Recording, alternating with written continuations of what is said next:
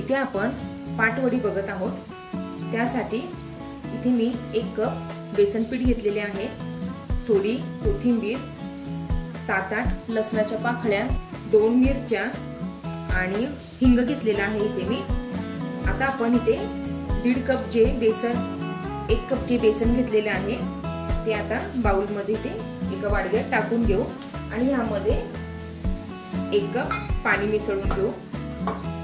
आता यामध्ये आपण चवीनुसार थोडे मीठ टाकून घेऊया आणि हे चांगले मिक्स करूयात, म्हणजे याच्या गाठी होणार नाही।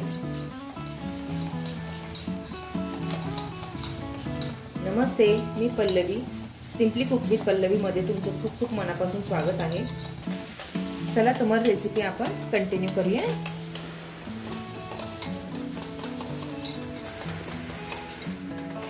जर तुम्ही हे डायरेक्ट तेलात आपण फोडणी करताना टाकलं तर त्याच्या गाठी होतात, म्हणून आधी असं हे पाण्यात मिक्स करून घ्या, म्हणजे याच्या गाठी होणार नाही। तुम्ही बघू शकता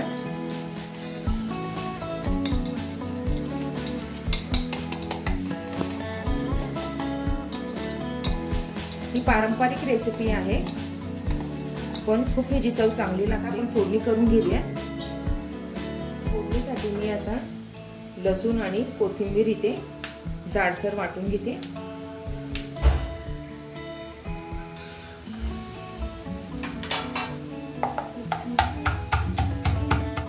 इथे आता मी हे लसूण आणि हिरवी मिरची जाडसर वाटून घेतलेला आहे। आता आपण ह्याला फोडणी करूया। त्यात आता मी 2 छोटे चमचे तेल ओतून घेते। याला जास्त तेल नाही लागत, थोडंच ओतून घ्या। आता यामध्ये मी 1 छोटा चमचा जिरे, मोहरी टाकून हलवून घेते।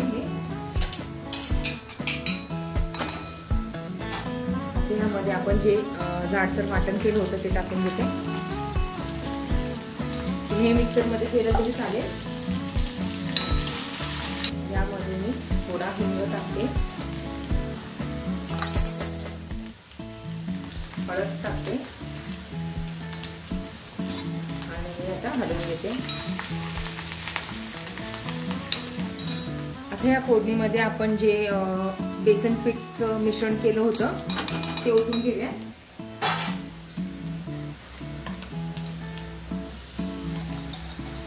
आता आपण हे चांगले हलवून घेऊ आणि हे घट्ट करून आपण हे बेसन पीठ आता शिजवून घेऊ त्याच्यामध्ये।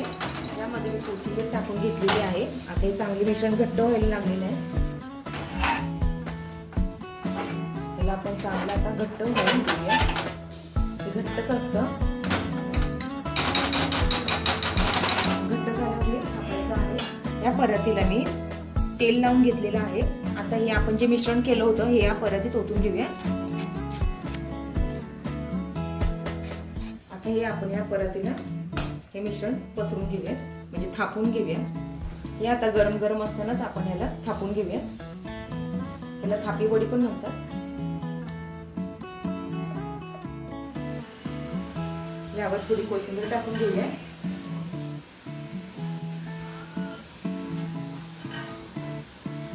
आणि ही सेट व्हायला आता आपण 15 मिनिटं साईडला ठेवून देऊया।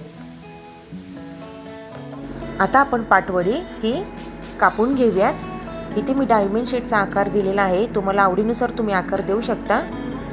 बघा किती छान झालेली आहे। इथे आपण आता पाटवडीचा रस्सा करण्यासाठी 2 कांदे उभे चिरून घेणार आहोत आणि ते तळून घेणार आहोत। चांगले ते भाजून घेऊ।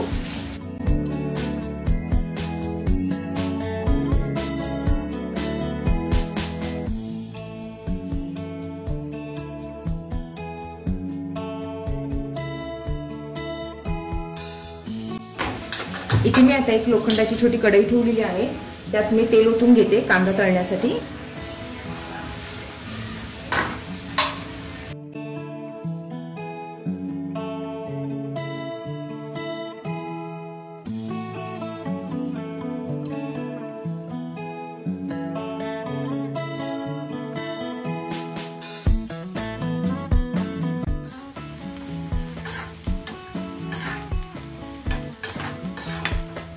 तुम्ही बघू शकता कांदा चांगला लाल तळून झालेला आहे। आता ह्याला मी एका मिक्सरच्या जार मध्ये काढून घेते।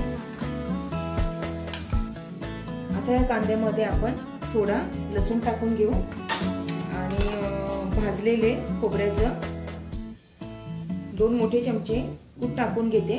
तुमच्याकडे जर खोबरं भाजलेलं नसेल तर ते आधी तुम्ही भाजून घ्या, नाही तर तळून घ्या कांद्याबरोबर तरी चालेल.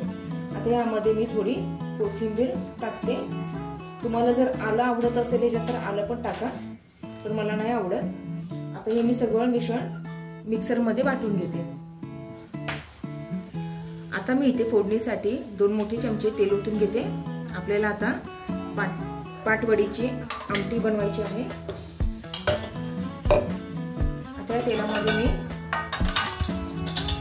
1 छोटा चमचा जिरे,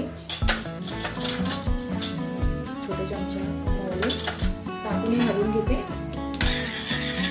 मसाले आता हे चांगले जिरी मोहरी तडतडल्यावर ह्याच्यात मी घरचा साठवणीचा मसाला छोटे 4 चमचे टाकून घेते आणि आता हे हलवते. गॅसची फ्लेम इथे मी बारीक केलेली आहे, नाहीतर हे मसाले जळून जातील. हा रस्सा पण बनवायला खूप सोपा आहे. फक्त ह्यात तुम्हाला खोबरं आणि कांदा तळून घ्यायचा आहे.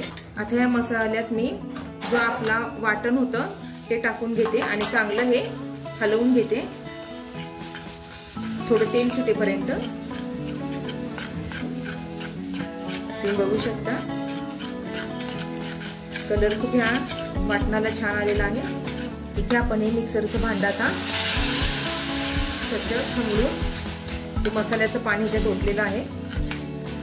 मसाला चांगला आपल्याला परतून घ्यायचा. रस्सा हा पातळ असतो कारण त्यात आपल्याला ते पाटवड्या सोडायच्या असतात. त्या पाटवड्या सोडल्यावर तो रस्सा घट्ट होतो. हे आपल्याला चांगलं आता तेल सुटेपर्यंत परतून घ्यायचे. आता आपण यामध्ये 1 ग्लास पाणी ओतून घेऊया. तुम्हाला रस्स्याची क्वांटिटी किती पाहिजे त्यानुसार तुम्ही पाणी ओतून घ्या. इथे 1/2 ग्लास अजून मी ओतते. आता या रश्श्यामध्ये आपण मीठ टाकले नव्हते, आता चवीनुसार आपण ह्याच्यात मीठ टाकून घेऊया. खूप सुरेख आलेला आहे, तुम्ही बघू शकता. आता याला एक उकळी येऊन देऊयात. गॅसची फ्लेम स्लोच ठेवायची आहे, नाहीतर याची तरी निघून जाईल. आपण याला एक उकळी येऊन देऊया.